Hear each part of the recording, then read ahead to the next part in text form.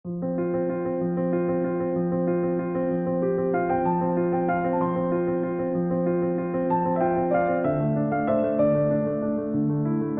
नमस्कार. मी स्नेहा कोकदे फॅमिलीमध्ये पुन्हा एकदा तुम्हा सर्वांचं खूप सारं स्वागत करते. कसे आहात तुम्ही सगळे? आशा करते तुम्ही सर्वजण मस्त मजेत आणि भरपूर आनंदात असाल. बघा ना, म्हणजे इतक्या दिवसानंतर तो डिसिजन घेतला. मस्त मॉर्निंग वॉकला जायचं, हातपाय हलके करायचे, मन हलकं करायचं, निसर्गाचा मस्त आनंद घ्यायचा. आणि हा पाऊस काही सुचच देत नाही आहे. सकाळी मुलं शाळेत गेली तेव्हा काहीच पाऊस नव्हता. त्यानंतर मस्त सर्व आवरलं आणि निघते म्हटलं की हा असा पाऊस चालू झाला. म्हणजे नकटीच्या लग्नाला 17 विघ्न असं म्हणतात ना, तसंच काहीसं. पण हो, वातावरण इतकं भारी झालेलं की विचारू नका. अगदी चिखलदऱ्याला जसं वातावरण असतं ना, तसं सर्व झालेलं होतं. आणि आज मस्त जास्वंदाला टपोरचे टपोरं फुलंही उमललं होतं.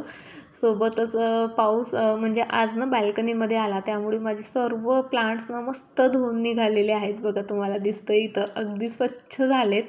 आणि सोबत आणखी एक गोष्ट दाखवायची बघा तुम्हाला. माझी तुळस बघा काय मस्त ग्रो झालेली आहे. आणि तुळस ना अशी मला मस्त गोल दाट बनवायची आहे. त्यामुळे सतत मी तिची प्रूनिंग करत असते. बऱ्याचदा म्हणजे हातात कैची वगैरे नसली की हातानेच जे आहे तिचे वरचे वरचे टिप्स जे आहे मी तोडत राहते. त्यामुळे ती मस्त अशी दाट होते. आणि होप सो दिवाळीपर्यंत ही तुळस मस्त दाट अशी झाली पाहिजे. आणि त्यानंतर बाहेरचा व्ह्यू तर बघा तुम्ही, खूपच मस्त दिसतंय. असं वाटतंय की जाऊन एक राऊंड मारून यावा, की काय थंडगार वातावरण झालेलं आहे आणि मस्त असा रिमझिम पाऊस चाललेला. बरं चला, आता पाऊस काय चालूच राहील आणि चालूच आहे. त्यामुळे म्हटलं चला आता बाहेर तर काही फिरणं होणार नाही, सो घरातच आपण जे आहे एक्सरसाइज करू. आणि आज तर सकाळी जे मेडिटेशन मी करत असते घाईगडबडीत, तेही करणं झालं नाही. म्हणून जे आहे सर्वात आधी मेडिटेशन केलं मी. मेडिटेशनमुळे खरंच म्हणजे खूप शांत होतं बरं का आपलं मन. आणि आधी मला सवय नव्हती मेडिटेशनची, त्यामुळे माझं ध्यान न केंद्रित होतच नव्हतं. म्हणजे असं शांत झालेलं आहे मन, डोक्यात विचार नाही वगैरे वगैरे, असं कधी व्हायचंच नाही. सो सुरुवात मी काय केलं माहिती आहे का, ग्रॅटिट्यूडपासनं केली खरं सांगते.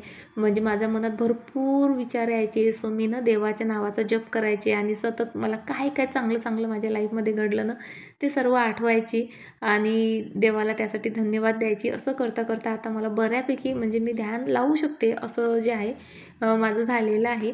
आणि तुम्ही ना मेडिटेशन म्हणजे 5 मिनटं तरी करायचा प्रयत्न करा. सुरुवातीला जमणारच नाही, पण महिनोमहिनी केल्यानंतर जे आहे प्रॅक्टिसने जे आहे ते जमायला लागतं. आणि त्यामुळे आपलं मन खरंच खूप खूप खूप सायलेंट होऊन जातं, शांत होऊन जातं. म्हणजे आपल्या मनात असे विचार येत राहतात ना सतत निगेटिव्ह, ते तर येणारच आहे. ते तर कामच आहे आपल्या डोक्याचं, मनाचं. वेगवेगळ्या प्रकारचे विचार जे आहे तयार करत असतं, किंवा आपल्या आजूबाजूची परिस्थिती जी आहे आपल्या डोक्यात जे आहे असे विचार वगैरे आणत असते. पण यामुळे ना नेमके कोणते विचार आपण घ्यायचे आणि कोणते सोडून द्यायचे, कोणते लेट गो करायचे, हे मात्र आपण ठरवू शकतो, किंवा आपल्याने ते आपोआप आपसुकच जे आहे होत असतं. सो चला, मेडिटेशन झालं करून. आणि खरंच खूप ग्रेटफुल आहे मी देवाला, जे जे चांगलं चांगलं दिलं त्यासाठी, आणि जे जे वाईट माझ्यासोबत सध्या घडतं आहे ना त्यासाठी सुद्धा. कारण त्यापासनंही मी खूप काही शिकते आहे. त्यातनं माझी माणसं कोण आहेत आणि नेमकं मी समोर कशी वागायला हवी, या सर्वांचा ना एक जो वे आहे तो माझ्यासमोर क्लिअर होतो आहे. पण चला चला, खरंच खूप युजफुल आहे. मेडिटेशन करायचा नक्की प्रयत्न करा. आणि त्यानंतर आता म्हटलं बाहेर जाणं होत नाही, तर थोडंसं नाही जास्त व्यायाम तर वॉर्मअप तरी आपण करून घेऊ शकतो. बघा, आता माझं वजन खूप जास्त कंट्रोलमध्ये आहे. मला एक्सरसाइजची, मॉर्निंग वॉकची, वजन कमी करण्यासाठी म्हणून गरजच नाही. पण काय होतं, जेव्हा आपण एक्सरसाइज करत नाही ना, तेव्हा बसून बसून बसून बसून, झोपून झोपून, म्हणजे आता मी सतत जरी कामं करत असली तरी एरिया किती आहे एवढ्यातच फिरायचं आणि बसायचं, फिरायचं बसायचं. किंवा बरीचशी कामं आर्ट अँड क्राफ्टची माझी बसूनच असतात. त्यामुळे ना एक स्थूलता येऊन जाते आपल्या शरीरामध्ये. ॲक्टिवनेस कमी होतो. जी एक चपळता हवी असते ना आपल्याला, ती नसते. आणि हे मला कधी जाणवलं, म्हणजे मी माझी एक्सरसाइज तुम्हाला माहीत आहे नेहमी चाललेलीच असते. कधीतरी बरीचशी कारणं असतात त्यामुळे बंद होते, किंवा कामं असतात त्यामुळे पडतो गॅप. मी असं नाही म्हणत का रेग्युलर माझं चालूच असतं. महिनाभर केलं की कधी 4-5 दिवसाचा गॅप येतो, कधी 8 दिवसाचा येतो, कधी तर मग मूडच बनत नाही, तर महिनाभर एक्सरसाइज होत नाही. पण आता कार्यक्रम होत आहेत महिलांचे, तिथं जात आहे. इतक्या चपळनं काही काही बायका अशा धावतात, पडतात, लगेच उठतात. सो मला असं तो अभाव दिसतो माझ्यात की तितकी चपळता नाही आहे. आणि कारण हेच का मी घराच्या बाहेर पडत नाही, जास्त चालत नाही. घरातल्या घरात कितीही काम करा तुम्ही, तितकी चपळता येत नाही किंवा तितका कॉन्फिडन्स येत नाही. त्यामुळेच जे आहे मी पुन्हा एकदा रिस्टार्ट केलेलं आहे.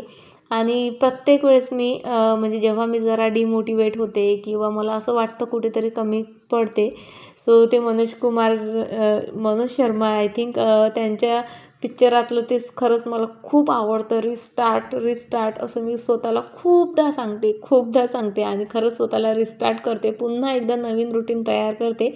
सो आता माझा महिन्याभरापासूनचा हा रुटीन आहे. मस्त फिरायला जाते, एक्सरसाइज करते. कारण मला कळलं आहे आता आपणच आपले आहोत. आपली हेल्थच शेवटपर्यंत जे आहे आपली साथ देणार आहे. सो त्यामुळे पहिले प्रायोरिटीला मी माझी हेल्थ आता ठेवलेली आहे आणि त्यासाठीचे माझे प्रयत्न चाललेले असतात. सो आता तुम्ही म्हणाल का नेमके कोणते तू व्यायाम करते? सो मला ना असं पर्टिक्युलर व्यायाम करायची गरज नाही. म्हणजे असतं ना, आता तुमचं जर पोट आलं असेल तर तुम्हाला त्याला पॉईंट आऊट करूनच व्यायाम करावा लागेल की जे कमी होईल, किंवा कमरेचा भाग वाढला असेल, मागचा भाग वाढला असेल, सो तुम्ही त्याच्याशी रिलेटेडच व्यायाम करायला हवा, म्हणजे ते कमी होईल. पण माझं असं काही नसल्यामुळे मला जे वाटतं ते की ज्याने मला माझं शरीर असं हलकं फुलकं वाटेल तशी जी आहे एक्सरसाइज मी करत असते.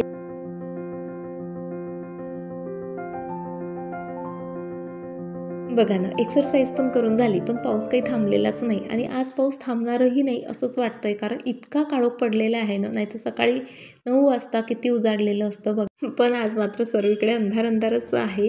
बरं चला, आता मला ब्रेकफास्ट करायचा होता. सो ब्रेकफास्टसाठी मस्त पोळ्यांचा चिवडा बनवला होता. सोबत बीटचं ज्यूस नेहमीचंच ते होतंच.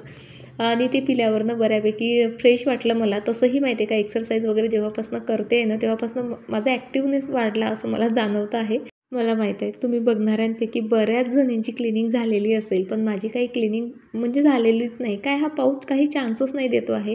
एकतर असं आहे की म्हणजे करायलाही गेलं ना तर अशी जागा नाही आहे की जिथे मी भांडे वाळायला घालेल. कारण बाल्कनीमध्ये बऱ्याचदा पाऊस येतो, समोर पॅसेजमध्ये तर येतो. त्यामुळे मग असं वाटतं आपण नेमके भांडे घासायचे आणि पाऊस यायचा आणि म्हणजे सर्व मेहनतीवर पाणी. त्यामुळे मी ठरवले मस्त ऊन तापलं की त्याच दिवशी जे आहे भांडे वगैरे काढायचे. पण आता भांडे एका दिवशी काढायचे म्हटलं ना, संपूर्ण किचन तुम्हाला माहीत आहे पूर्ण दिवस त्यामध्ये जातो आणि आपण दमतोही फार. सोबत तसा पूर्ण दिवस मला कधी मिळेल हे वातावरण पाहून तर काही म्हणजे शक्यताच दिसत नाही आहे. म्हणून विचार केला ज्या गोष्टी क्लीन करता येतील त्या करूयात. सो ह्या बॉटल, ही रॅक वगैरे मला क्लीन करावी लागणारच होती. ही रॅक तसं बघितलं तर बऱ्यापैकी क्लीन होती, कारण आतमध्ये मी शेल्फ लायनर वगैरे टाकत असते त्यामुळे. पण तरी म्हटलं तीही क्लीन करून घेऊ. बॉटल तर भरपूर दिवसापासून क्लीन करायच्या होत्या, त्यामुळे त्यामध्ये ना ऑइल पण मी भरलेलं नव्हतं की आज क्लीन करते उद्या क्लीन करते. करता जे आहे 15-20 दिवस झाले मी त्यांचा यूजही केलेला नव्हता. सो आज म्हटलं चला हेच जे आहे क्लीन करूयात. आणि ह्या बॉटल घेताना कोणीही पहिला विचार हाच करतो की यांचा जो वरचा पार्ट आहे तो खूप नॅरो असतो, त्यामधनं जे बॉटल क्लीन करायचं असतं तेही आतमध्ये जात नाही. मग ह्या बॉटल क्लीन करायच्या नेमक्या कशा? आणि यामुळेच बरेच जण ना ह्या बॉटल घेत नाहीत. कारण जेव्हा मी ह्या बॉटल घेतल्या होत्या, यांचा रिव्ह्यू दिला होता ना, तेव्हासुद्धा मला अशा कमेंट्स आल्या होत्या. सो खूप इझी टिप्स आहेत बघा. चला तुमच्यासोबत शेअर करते. यापूर्वीही केलेलं आहे, पण तरी आता दिवाळीचं क्लिनिंग वगैरे तुम्ही कराल, पुन्हा हा प्रश्न तुम्हाला पडेलच. आठवत नसेल तर म्हटलं चला आठवण करून देते. काही नाही, तांदूळ घ्यायचे, या बॉटलमध्ये भरायचे, म्हणजे 2-2 चम्मच तांदूळ. त्यानंतर थोडंसं जे आहे आपलं जे डिशवॉश लिक्विड असतं ते घालायचं. गरम पाणी घालायचं. नसेल गरम पाणी म्हणजे कंटाळा आला असेल तर सरळ टॅप वॉटर घातलं तरी चालेल. मी तरी टॅप वॉटरच घातलं आणि फक्त हलवून घेतलं ना तरी आतून ह्या बॉटल मस्त क्लीन होऊन जातात.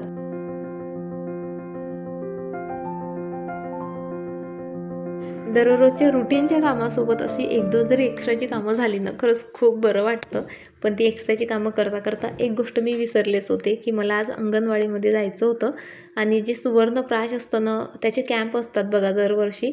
सो तेच मला घ्यायला जायचं होतं आणि म्हणजे घरोघरी येऊन नोंदणी ते तशी करून जातात, पण घ्यायला मात्र आपल्याला स्वतःला जायचं असतं. सो इथे आले मी अंगणवाडीमध्ये, ड्रॉप वगैरे घेतला आणि सुवर्णप्राश म्हणजे बघा हे संस्कार आपण लहानपणी मुलांवर केलेलेच असतात. तेवढ्यापुरतं जे आहे आपलं जे गोल्ड असतं ते आपण त्यांना उगाळून देतच असतो. मी आरोहीला भरपूर प्रमाणात दिलं होतं. पिहूला तितकं मला नाही देता आलं, कारण पिहू म्हणजे डॉक्टर म्हणायची याला तुम्ही वरचं काहीच देऊ नका. त्यामुळे. आणि तसंही म्हणजे आपण सोनं उगाळून देतो तर माहीत नाही कितपत त्याचा परिणाम होतो, पण आता निघालेत हे सुवर्णप्राश वगैरे आणि त्याची भरपूर बेनिफिट्स आहेत म्हणतात. त्याने सर्वात महत्त्वाचं म्हणजे रोगप्रतिकारशक्ती वाढते आणि बऱ्याचशा गोष्टी खूप जास्त आहे. त्यामुळे तुमच्याकडे अंगणवाडीमध्ये अशा सुविधा पुरवल्या जात असतील ना, त्याचा नक्की लाभ घ्या. मी तरी 3 वर्ष झाले मुलांना देते आहे. बरं चला, अशी भूक लागली होती की काय सांगू. म्हणजे कामं आटोपले, व्हिडिओचं आटोपलं, नंतर अंगणवाडीमध्ये धावत धावत गेली, पळत पळत आली आणि या धावपळीतनं खरंच खूप भूक लागली होती. चला आता मस्त जेवण करते.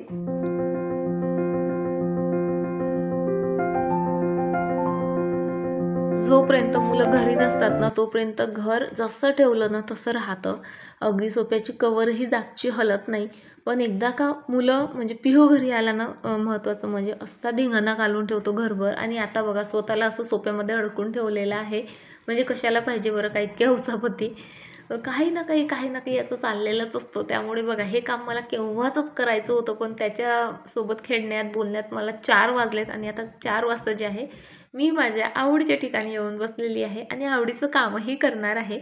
आता बघा हे माझ्याकडे आहे एक प्लास्टिकचा डब्बा, त्यानंतर काळं कापड आणि नेहमीचंच आपलं मग काचं बिचं सर्व सामान घेऊन मी इथे बसलेली आहे. आता नवरात्र चाललेलं आहे. सर्व तुम्ही यूट्यूबवर बघाल तर नवरात्रात बांगड्या वगैरे वगैरे भरपूर ट्रेंडिंगला आहे.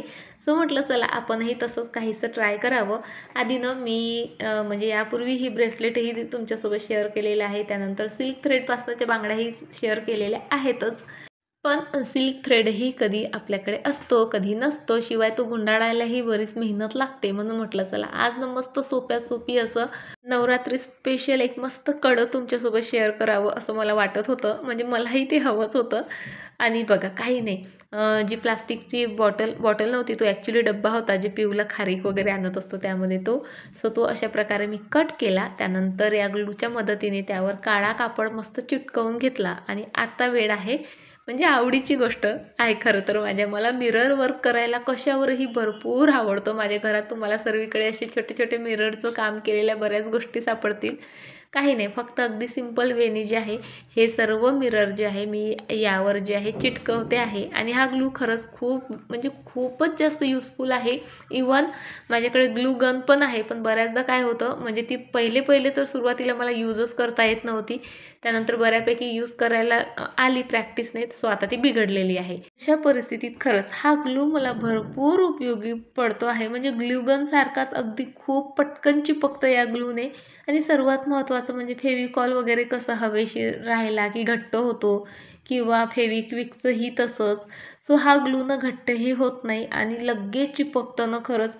म्हणजे फेविकॉलने कसं आपण काच लावले तरी ते खाली ओंघळतात किंवा त्याची जागा वगैरे सोडतात, पण याने असं काहीही होत नाही. आणि पटपट जे आहे आपण जे काही विचार केलेला असतो ते अशा प्रकारे बनवून तयार होतं. चला, मला जे कडं बनवायचं होतं खरं तर ते तर बनून तयार झालं, पण त्याला आणखी छान लूक यावा म्हणून जे आहे इथे मी काही म्हणजे टेसल्स बनवायचा प्रयत्न केला आहे. आपल्याकडे ज्या कवळ्या असतात बघा, म्हणजे ह्या प्लॅस्टिकच्या आहेत खरं तर, त्या अशा मण्याच्या माळीमध्ये ओवून वगैरे जे आहे याला अशा प्रकारे लटकन लावण्याचा जो आहे माझा प्रयत्न चाललेला. आणि चला फायनली अशा प्रकारे जे आहे माझं नवरात्री स्पेशल कडं म्हणा किंवा बँगल्स म्हणा बनून तयार आहेत. नवरात्रीमध्ये बघा ऑक्सिडाईज ज्वेलरीला खूप जास्त म्हणजे आवडीने घातलं जातं. मग ती ऑक्सिडाईज ज्वेलरी न घालता आपण असं काहीसं ट्राय करू शकतो आणि आपली नवरात्री जरा स्पेशल बनवू शकतो. आता याच्यासोबत जर तो नवरात्रीसाठी स्पेशल ब्लॅक कलरचा लाचा घागरा वगैरे जर असला ना, खरंच असं मस्त लूक येतो ना याचा. नेकलेसही खरं तर मला बनवायचा होता, पण माझ्याकडे मिरर कमी पडले, सो ते बनवणं जे आहे मी स्किप केलं. पण म्हणजे तुम्ही मला खरंच कमेंट करून सांगा, असं जे वेगवेगळे काही मी बनवून दाखवते आहे, कधी ब्रेसलेट, कधी कळं, कधी बांगड्या, ते सर्व तुम्हाला आवडतं आहे की नाही. म्हणजे आता नेहमी प्लांटरच काय शेअर करावेत म्हणून जे आहे म्हटलं चला तुमच्यासोबत शेअर करता येईल, तुम्हाला वेगवेगळे आयडियाज मिळतील आणि मलाही वेगवेगळे दागिने जे आहेत घालायला मिळतील. ते ब्रेसलेट जे मी आधी बनवलं होतं बघा, तेही इतकं सुंदर बनलेलं आणि याबद्दल तर म्हणजे विचारूच नका, इतकं भयंकर आवडलं आहे ना मला. आणि खरंच मिरर असतं ना तर मी कानातले आणि सेट वगैरेही मस्त बनवून तयार केला असता. बरं, तुम्हाला म्हणजे गरबा खेळायला आवडत असेल आणि तुम्ही छान जे गरब्याचे स्पेशल घागरे वगैरे घालत असाल ना, तर तुम्हाला ही आयडिया नक्कीच आवडेल अशी मी अपेक्षा करते. आणि आवडली असेल आणि तुम्ही बनवून बघत असाल तर प्लीज मला कमेंट करून तसं नक्की सांगा, मला आवडेल ती वाचायला.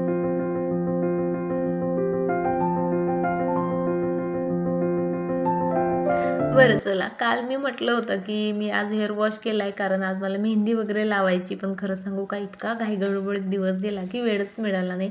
सो म्हटलं चला आज जे आहे मेहंदी भिजवू. सो दिवसभर मला कोणी मेहंदीच आणून दिली नाही. सो रात्री आता भिजवते आहे म्हणजे उद्या लावता येईल. मेहंदी भिजवण्यासाठी बघा मी इथे बऱ्याचशा गोष्टी ॲड करते आहे, कारण फक्त मेहंदीने आपले केस खूप जास्त रफ होतात. मेहंदीचे पण स्वतःचे भरपूर फायदे आहेत, तसे बेनिफिट्स आहेत तसे, पण त्यामध्ये आणखी आपण काही गोष्टी ॲड केले ना तर ती मेहंदी आणखी जास्त वर्क करते, त्याचे आणखी जास्त बेनिफिट्स आपल्याला मिळतात. बघा मी काय केलं, कांदा, त्यानंतर माझ्याकडे होते आवळे योगायोगाने, सो आवळे घातले. त्यानंतर मेथी बी मी भिजवून ठेवली होती सकाळी, ती घातली. आणि सर्वात महत्त्वाचा कढीपत्ता, करी लीव्ज आपल्या केसांच्या ग्रोथसाठी महत्त्वाचं आहे. बघा कितीही म्हटलं ना, खूप स्वतःची काळजी घेते, पण कामाच्या व्यापामुळे ना बऱ्याचशा गोष्टी आपण मिस करतच असतो. आता आज मला मेहंदी लावायची होती म्हणून माझ्या डोक्यात हेही आलं की एखादा आपण हेअर मास्क भरपूर दिवस झाले बनवलेला नाही, सो हेअर मास्कही लावूयात. सो मी डिसाईड केलं की ठीक आहे, मेहंदीलाच आपण एक मस्त आपला हेअर मास्क बनवूयात, ज्यामुळे आपल्या केसांना त्याचे भरपूर फायदे होतील.